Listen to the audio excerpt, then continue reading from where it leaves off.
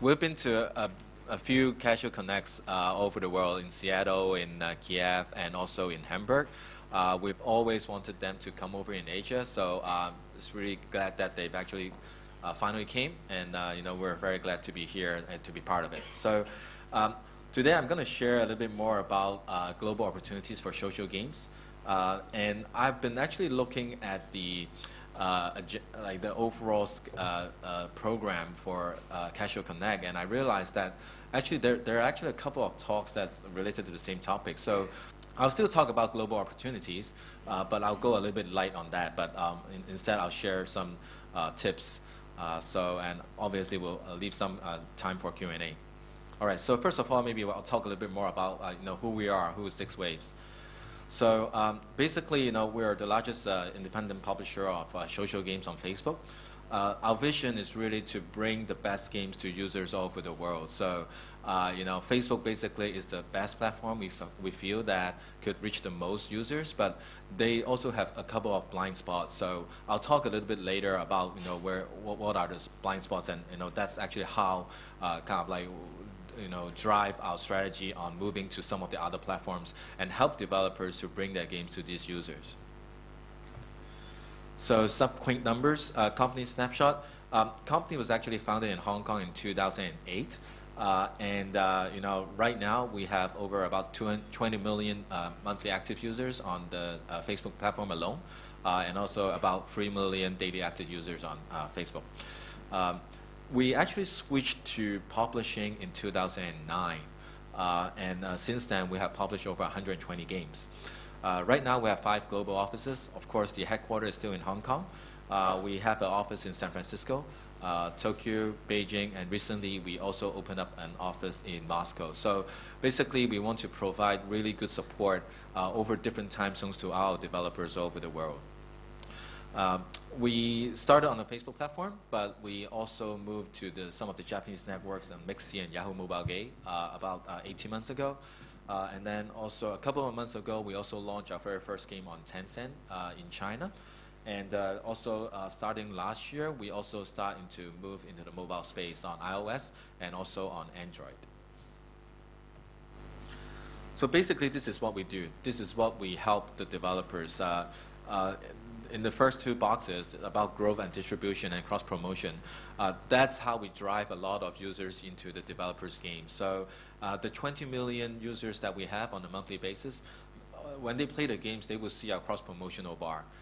And through that, we can actually drive a lot of users to new games. So the way that we do the cross-promotional bar is that it's really targeted. So we have an algorithm behind it where each of the user basically may see a different layout of the toolbar based on the demographics and also based on the behavior. So depending on what kind of games they're playing or have played before, we will show them more relevant game icons that would enhance the overall click rate of those icons and hence drive more users in an effective way to the new games. And on top of that, we actually spend quite a bit on marketing. In the later slide, I also show you the overall strategy on pushing a new game. As far as engagement goes, so when a developer comes on board, we would assign a product manager to work with the developer very closely. So they would actually have a lot of suggestions on to the developers on how to make the game even more engaging, how to increase the retention rate, or also increasing the monetization rates of their games. We actually also have a pretty robust analytics platform. So through the product manager, we will share a lot of information to the developers and let them know where should they focus on improving the game. So we have numbers on obviously retention, monetization, ARPU, ARPPU, and also not only that, we also give them benchmarks so they know how the game is compared to, for example, the average retention rate or the average monetization rate. So we can then very focus on fixing something that's below average. If something is already above average, we shouldn't spend too much time on working on those. So again, through the help with our PM and also the data that's available, we can help the developer to make the game even better. Lastly, we also provide a lot of localization help. So we help them to localize their games into many different languages on Facebook. But not only that, we also help them to port to the Japanese networks and also to the Chinese networks for social games. And for some developers who are also moving onto the mobile side, we also help them to publish on iOS and also on Android. So just a quick snapshot on some of the partners that we have. So it's basically all over the world. So in the US, we work with other leading social game developers like Kabam, or even like the traditional Atari is also one of our partners. And then in Europe, we work with BBC. We're actually publishing the game on Top Gear. In Asia, actually, that's where we started. We have a couple of developers in China. And recently, we also saw a lot more developers coming to the mobile and also social space from Korea and also from Japan. And Russia, we have actually quite a bit of developers in Russia. And it's actually very good for us to be here in Singapore. As some of you probably may not know, is that the very first game that we signed as a publisher is actually coming from Singapore. It's a company called Tyler Projects, and the first product was actually Battle Station. So that was actually the very first publishing deal that we did.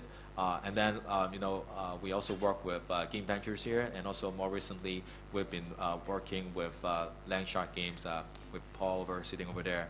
So it's been a great experience working with developers here in Singapore, and hopefully with our trip this time, we can actually establish more relationship with developers out here, not only in Singapore but also in Southeast Asia. So not only that, our developers are over the world, our users are actually also well diversified. So right now, about 30% of our users is actually coming from North America, 30% from Europe, mostly Western Europe, and also Northern Europe, the more higher monetizing countries. 25% coming from Asia, but that's only on Facebook. If you add in Japan and also for the Chinese users, that number would actually go up. 9% in Latin, South America, and then some from Australia and also in Africa. So just a quick snapshot. These are the games that we publish a lot of games, but these are just some of them that actually make it over 1 million in terms of MAUs. So more recently, we've got Township and also Astro Garden. So this is how we actually do it. So initially, when the game actually came on board, we actually would drive some traffic into the game. That's represented by the yellow bar here. So to really make sure the game is scalable and it's free of bugs. So for the initial few weeks, we actually work with the developer to ensure that the game is ready for more traffic and to fix any additional suggestions that we feel is actually very important to the game.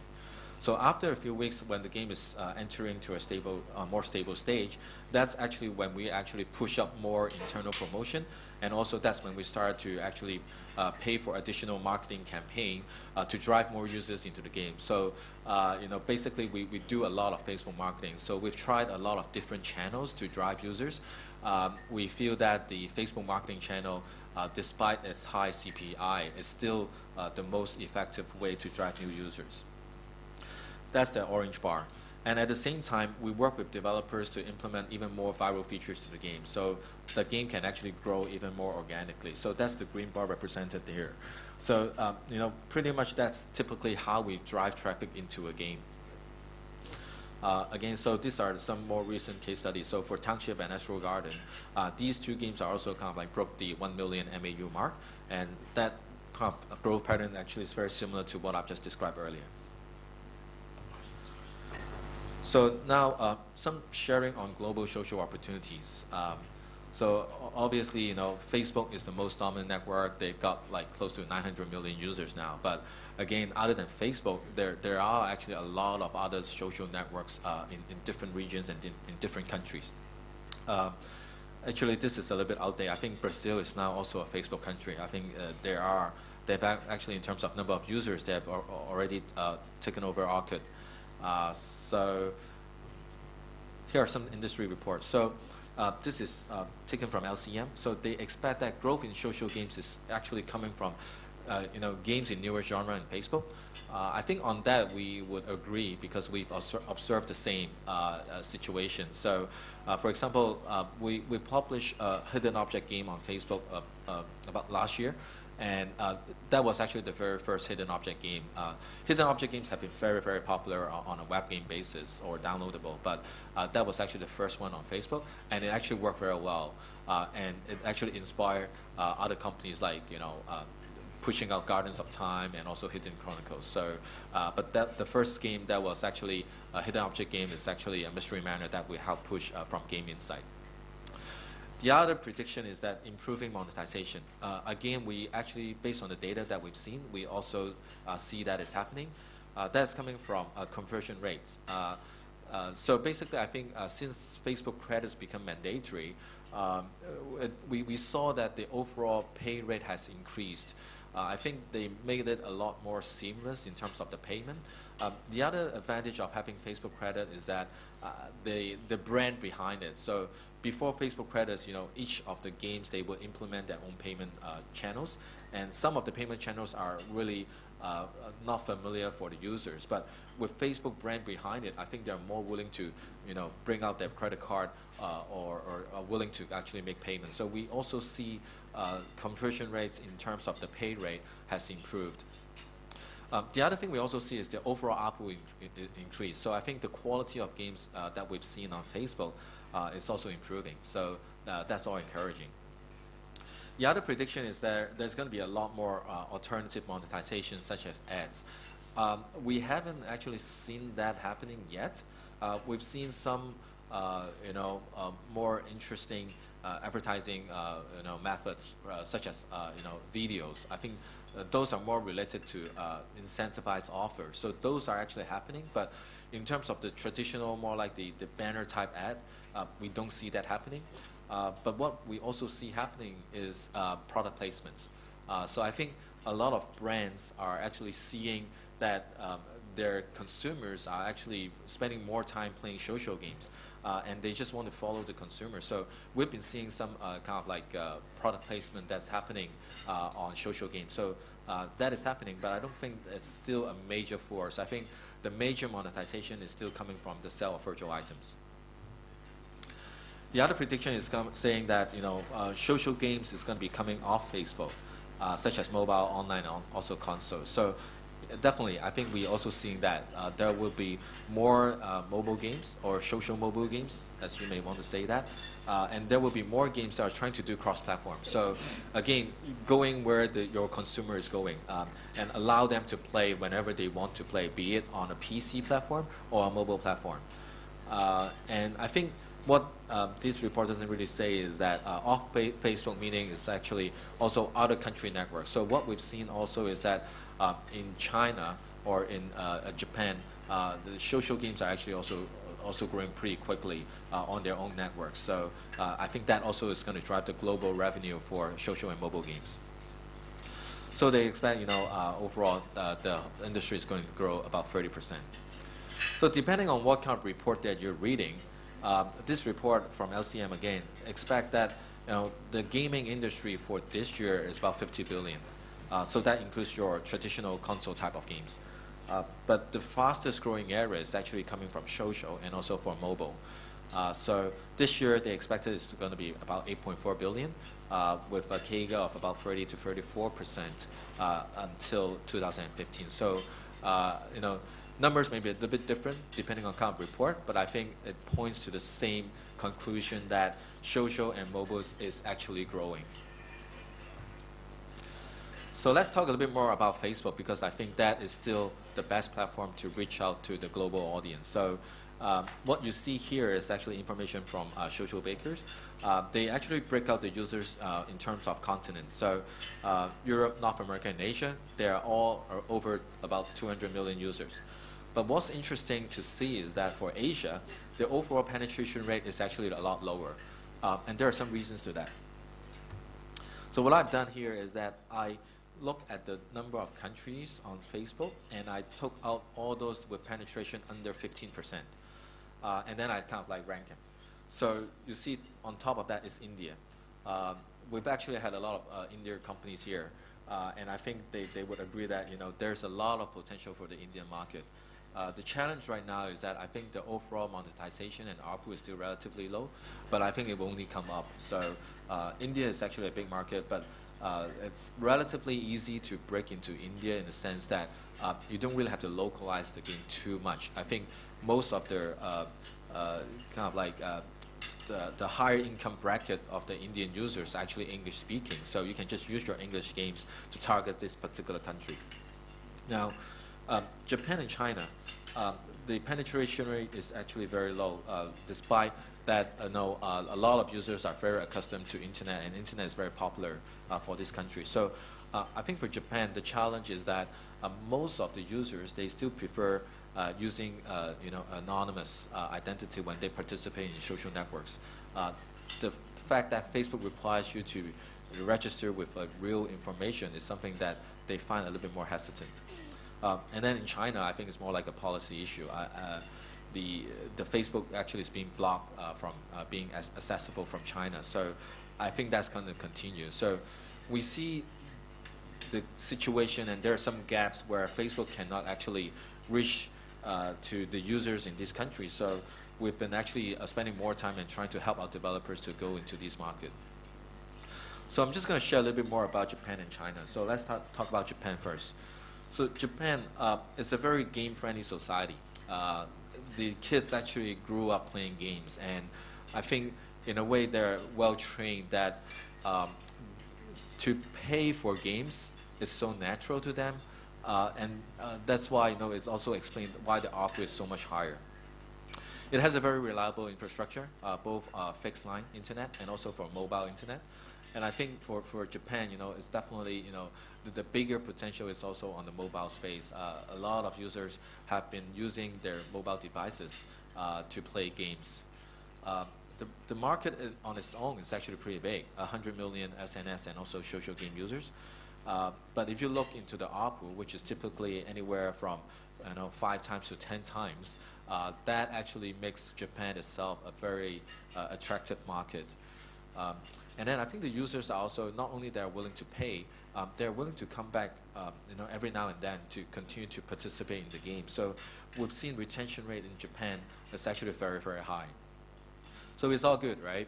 Now, the challenge for developers is that the users' expectation from Japan is very, very high.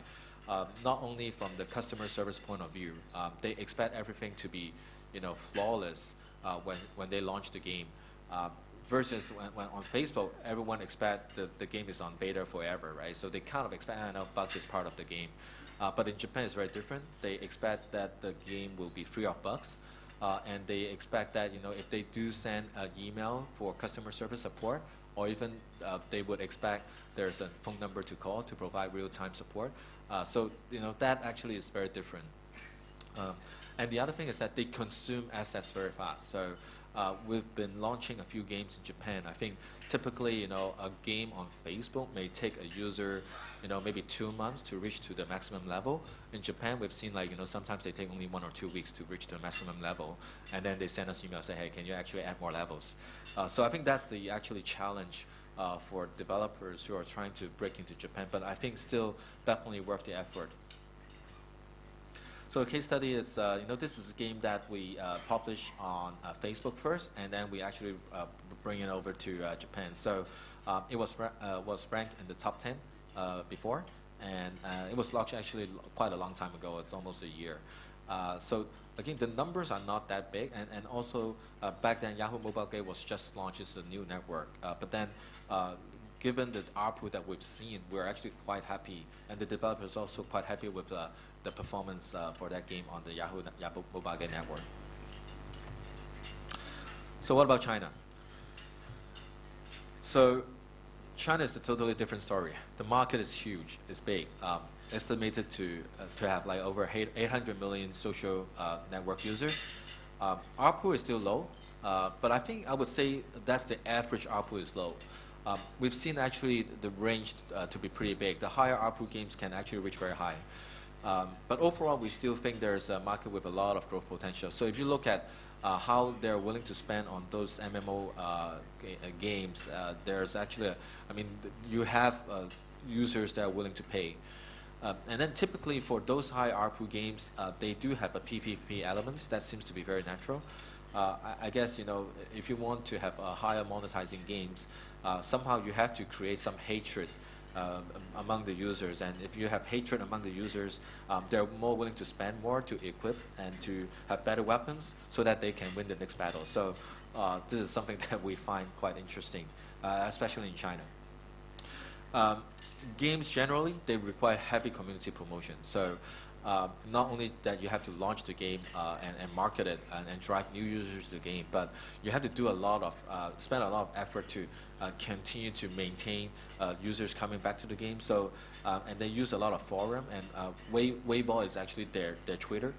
So they use all these channels to ensure that the users get engaged and come back every now and then. They also actually organize a lot of events too to help drive the retention rates in China. One trend that we're seeing right now is that there are actually more traditional web games being integrated in the social platforms. So we see that there's also an opportunity for a lot of developers out there who are thinking about, you know, bringing their web games into and add on the social graph and make it even more interesting for people to play. So some of the leading platforms in China, including Tencent QQ, Qzone, and Pengyou. These two are actually both Tencent. So Pengyou is targeted to a little bit more younger audience, whereas Qzone is a little bit more mature audience. And I think for Qzone, the overall ARPU is also much higher. So the quality of the user is better, and but then the standards are also more is also higher. So Tencent has a more stringent requirement for games to be put on the Qzone platform. And then Renren, it's very, very similar to Facebook.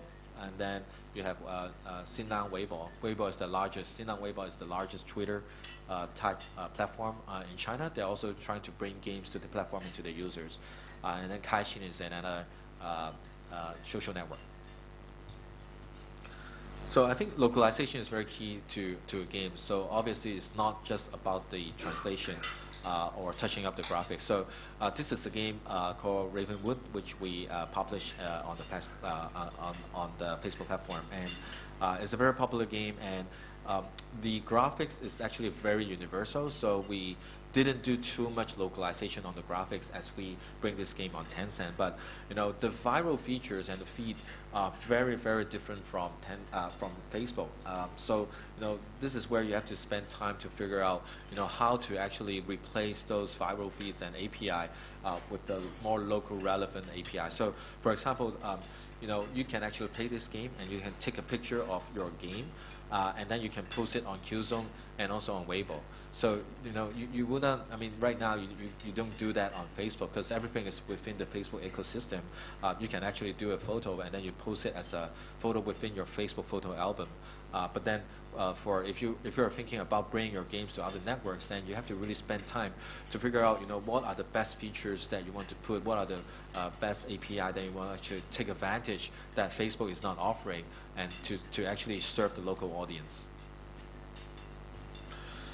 So I think that pretty much concludes my, you know, views on the global opportunities. So since there are actually a lot of developers here, so I just want to share.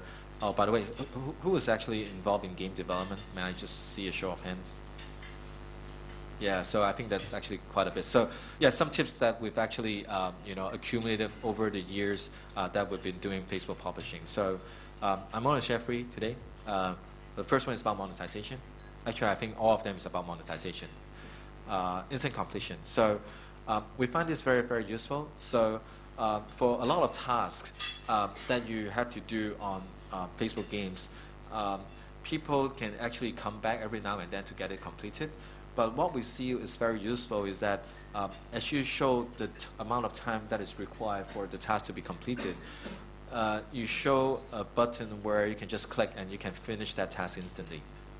The key is that you don't want to price this too high. You want to have like a really low barrier of entry so that they wouldn't think too much and they click on it. The funny thing is that I think in general what we see is that users from North America, they tend to be less patient. They tend to click on these type of offers and just want to pay and complete instantly. Whereas I think in Asia, users are actually more patient, so they come back more often. So retention rate is actually generally high in Asia. They come back more often to the game and try to complete it. Or the other way to look at it, I think Asian users are a little bit more cheap, so they don't want to spend. They just want to come back and do things, but which is good. So if they don't want to spend to do instant completion, you just think of other ways to actually try to monetize them. So, for example, adding hatred to the game so that they would actually equip themselves and beat the other guys. That actually is very useful in Asia. Tip number 2, discounts. And buy one and get one free. So every now and then, I think you should think about doing price promotion. And there are actually 2 ways to think about this, right? So either you can do a 50% off. So if you buy an item, used to be $2, now it's only $1. The other way is to kind of like you buy one and you get one free. So we've actually conducted a few tests on these 2 different way of thinking about doing price promotion. So maybe I can just see what do you guys think. So who here thinks that a 50% off method is actually more effective to generate more revenue? Can I see show of hands? All right, and then who thinks buy one get one free is actually more effective? Slightly more. Yeah, so our results actually show that actually buy one get one free is actually more effective, and I think it also adds to that. It doesn't really diminish the value of the item, so that the impact after the price promotion is actually less. So this is typically how we do it, right? So users go to the payment page. You're doing price promotion. What I would suggest every developer to do is that these price promotion should be like with a limited time, and you also want to add a particular time limit that kind of like count down, so there's like an urgency for the users to act and buy it. So this is typically how we do price promotion, right? So when you do price promotion, obviously revenue there is a big spike, but then it will come down. That's natural. What we've seen is that it will stay back to the normal level. It wouldn't go too low where, at the end you're actually not making additional revenue because of price promotion. So, and we find this kind of like buy one and get one free type of campaigns. You can actually do it quite frequently because you can actually, do it on different items. So, this is, one of the games that we've done on doing this kind of like price promotion, and these are the actual data. So you see after the spikes, it came down back, but again, it's pretty much on the same level. Okay, the third tip, payment page optimization. So I think overall for games on Facebook, the pay rate depending on countries, right? It could go as low as around 0.5% to up to 2 to 3% depending on countries, but depending on games. We've seen actually games that actually done like close to 5% pay rate, so those are really, really good. But again, still, it's relatively low, right? So if a user is already interested to pay for some items in the game, and if they're on the payment page, help them, make it easy to them, and try to convert them. So this is an example. So this is a game, it's Mystery Manor. That's the first hidden object game that we mentioned earlier. So this is the payment page. It's very clean, so it's not cluttered. So in a sense, that is good. But if I were a user and if I come here, I don't know which package to buy, right? So which is better? No idea. So working together with the developers, we implemented some changes. And this is the new look. So first of all, we want to help the user, right? You highlight which is the best deal, right? Well, the best deal for the user probably is also the best deal for the developers.